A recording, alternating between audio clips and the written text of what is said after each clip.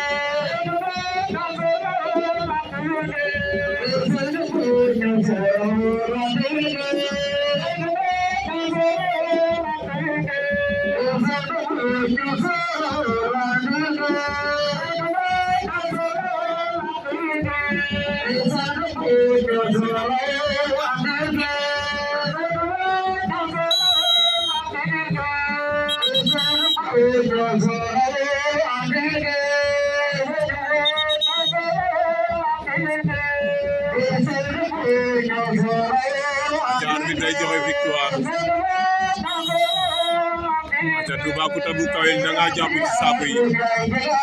da nga jàppandu ci saaku yi